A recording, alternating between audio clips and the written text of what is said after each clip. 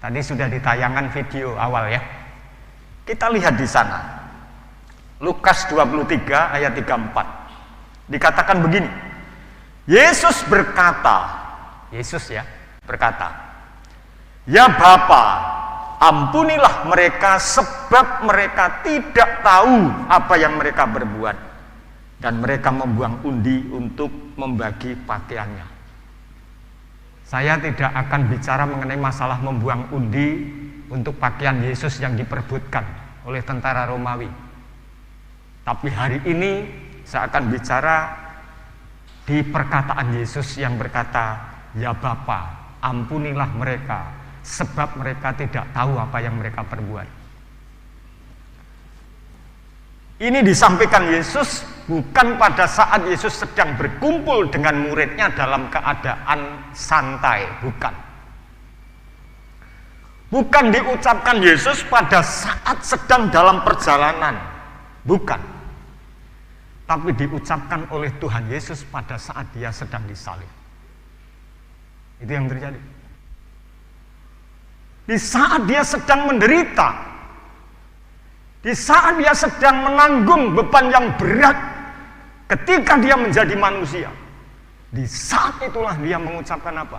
"Ya Bapa, ampunilah mereka, sebab mereka tidak tahu apa yang mereka berbuat." Nah, dari apa yang diucapkan Yesus ini, ada dua makna penting. Mari kita perhatikan setelah itu selesai. Yang pertama, kita lihat dalam perkataan itu membuktikan bahwa hanya Allah yang tidak berdosa. Dengar ini, hanya Allah yang tidak berdosa. Coba perhatikan, ketika Yesus berkata, "Ya Bapa, ampunilah saya," atau "ampunilah mereka."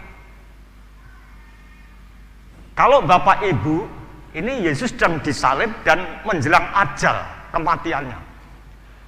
Bandingkan dengan Bapak Ibu, ketika Bapak Ibu sedang dalam penderitaan dan sakit yang berat, apa yang terucap? "Ya Tuhan, ampuni dosa saya." Betul? Itu sebelum dipanggil ya. Tapi lihat di sini Yesus berkata, "Ya Bapa, ampunilah mereka." Bukan "Ya Bapa, ampunilah saya." Membuktikan bahwa Yesus tidak berdosa.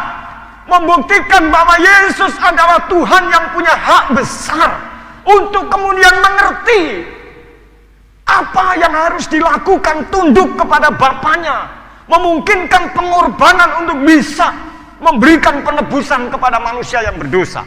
Kalau Yesus sendiri berdosa, tidak mungkin bisa menebus manusia yang berdosa. Dalam gambaran sederhana begini, kalau Bapak Ibu punya utang 1 juta, ada orang yang berkata begini, "Pak, sudah biar saya yang membayar utangnya, saya punya uang 500.000. Lunas enggak? Enggak akan lunas. Jadi ketika Yesus berkata, "Ya Bapa, ampunilah mereka," karena Yesus punya modal besar, dan modal besar itu adalah apa? Dia tidak dosa. Kalau kita baca dalam surat 1 Petrus pasal 2 ayat 22 membuktikan bahwa dia yang tidak berdosa dibuatnya menjadi dosa. Yesus tidak berdosa, tipu tidak ada di dalam dirinya, tetapi dibuatnya menjadi dosa karena kita. Itu kata Alkitab. Itu membuktikan hanya Allah yang tidak berdosa. Ketika Yesus tidak berdosa, dan tidak ada dibuktikan dalam kitab manapun bahwa Yesus berdosa. Kalau begitu siapa Yesus?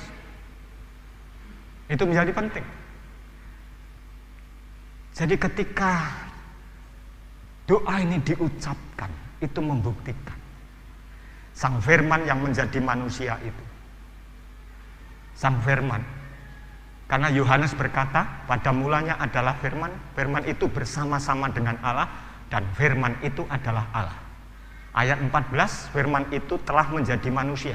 Ketika Yesus menjadi manusia, apakah dia dosa? Tidak. Hanya Allah yang tidak berdosa, yang mampu menebus dosa. Penerapan buat kita. Kalau Yesus yang tidak berdosa, mampu menebus dosa, kita yang berdosa diampuni oleh Yesus yang tidak berdosa, maka pertanyaannya, apa yang bisa kita balas kepada Yesus? Halo, Bapak Ibu, apa yang bisa engkau balaskan kepada kasih Yesus yang besar di kayu salib itu? Coba bayangkan, seharusnya kita yang disalib, seharusnya kita yang menderita, seharusnya kita yang mendapatkan hukuman itu layak untuk kita, tetapi digantikan oleh Yesus. Apa yang bisa kita buat untuk Yesus? Ada seorang anak, dia protes dengan ibunya karena dia melihat kenapa pembantu di rumahnya itu selalu digaji setiap bulan 2 juta. Dia pembantu, ngapain orang lain di sini walaupun bantu kok digaji tiap bulan dapat jatah gitu. Saya sudah bantu mama, kenapa saya kok tidak dapat jatah? Dia mulai buat surat kepada mamaku tersayang.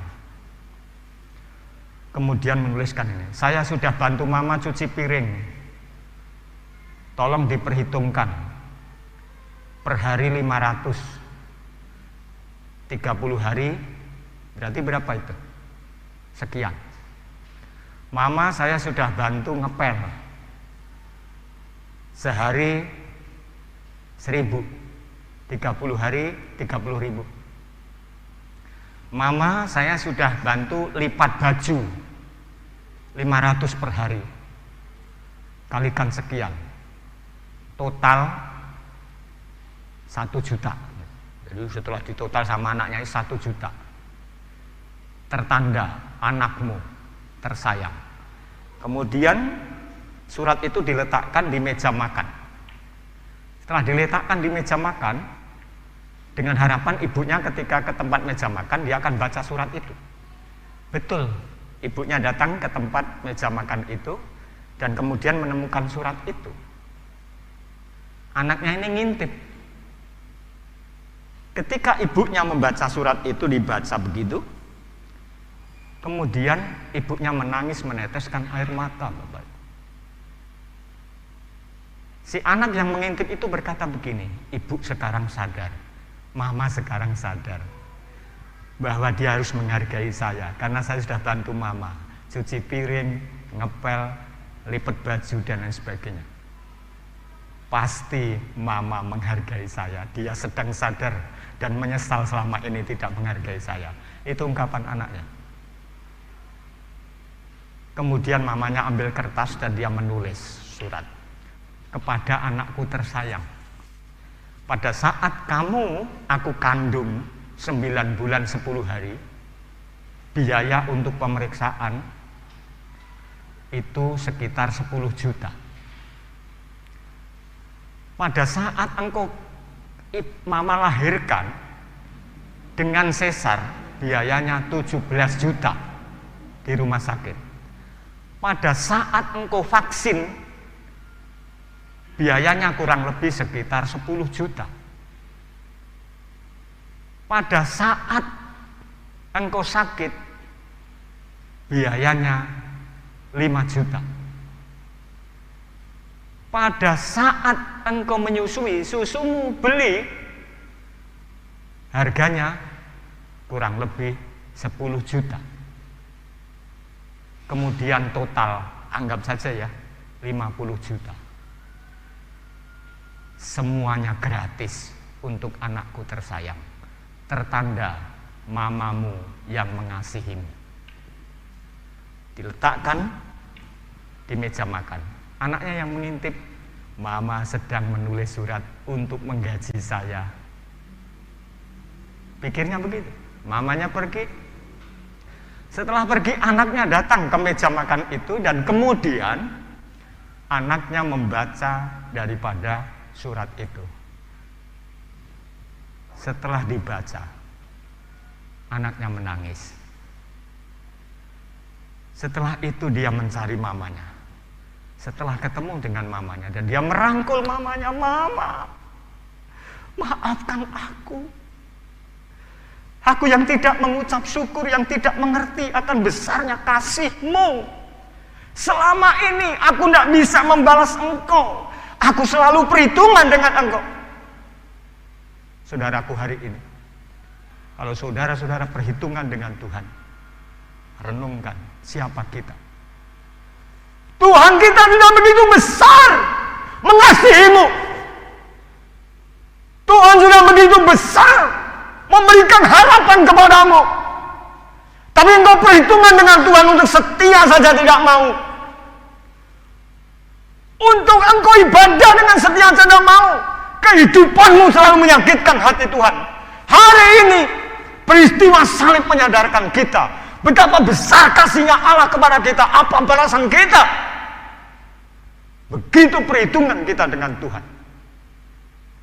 Hati-hati. Tuhan yang memberi hidup, nafas hidup saudara dan saya. Kalau kita tidak bisa bernafas 1 menit saja, kita megap-megap sudah. Saya pernah dihadapkan dengan sulitnya bernafas. Hanya 1 kata yang bisa saya ucapkan, Tuhan tolong. Ternyata begitu berat. Bagaimana orang susah bernafas. Hari ini saudara, jangan mentang-mentang kita masih muda, masih panjang hidupnya. Ya kalau panjang, ini adalah saat-saat penantingan di mana Tuhan datang kedua kali, di mana Tuhan datang dalam kehidupan kita. Kita diperhadapkan dengan situasi dan kondisi.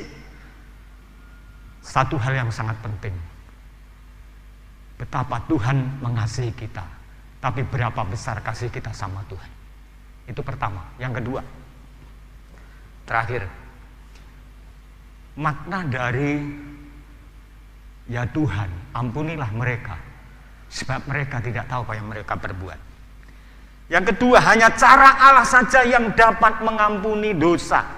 Manusia tidak mungkin bisa mengampuni dosa. Hanya Allah yang bisa mengampuni dosa. Saya bisa memaafkan kesalahan istri saya, dan istri saya bisa memaafkan kesalahan saya, termasuk juga anak-anak saya. Tapi dia tidak bisa menjamin mengampuni dosa saya. Tapi hari ini Tuhan luar biasa. Hari ini Tuhan luar biasa. Dia sedang berbicara kepada kita, mengampuni dosa kita. Seberapa besar dosamu, tidak peduli. Penjahat yang di sebelah Yesus itu adalah penjahat kelas kakap. Kalau penjahat disalib pada masa itu membuktikan bahwa dia adalah kelas kakap. Karena penyaliban itu adalah hukuman terberat pada masa itu. Itu artinya sudah tidak layak lagi dia dipandang sebagai manusia. Tetapi ketika dia bertobat dan percaya kepada Yesus, dia berkata, ingatlah aku ketika engkau datang yang kedua kali. Yesus berkata begini, pada hari ini juga engkau akan bersama-sama aku di Firdaus. Bersama di surga. Membuktikan adalah apa? Pengampunan itu haknya Tuhan. Seberapa besar dosamu yang kau lakukan, kalau engkau bertobat dan percaya kepada Yesus, maka engkau memperoleh pengampunan itu. Apa dosamu hari ini? Berzina? Apa dosamu hari ini? LGBT? Apa dosamu hari ini? Free sex? Apa dosamu hari ini? Mata duitan? Kalau tidak ada duit, tidak ada mata. Apa dosamu hari ini? Engkau pemukul, pembunuh. Apa dosamu hari ini? Engkau teroris sekalipun. Apa dosamu hari ini? Engkau penipu, korupsi. Apa dosamu hari ini? Engkau pemecah belah akan bangsa ini. Apa dosamu hari ini? Engkau pengadu domba. Apa dosamu hari ini? Ketika Tuhan datang, sedang menuntun kita, untuk kita apa? Taat kepada Dia, karena hanya Dia yang mampu untuk mengampuni dosa kita. Seberapa besar dosamu tidak peduli. Kalau kita minta ampun sama Tuhan, Tuhan ampuni. Tapi ingat, orang yang diampuni harus berubah. Kalau engkau seorang yang suka bengis kepada orang lain, pemecah belah, suka marah-marah.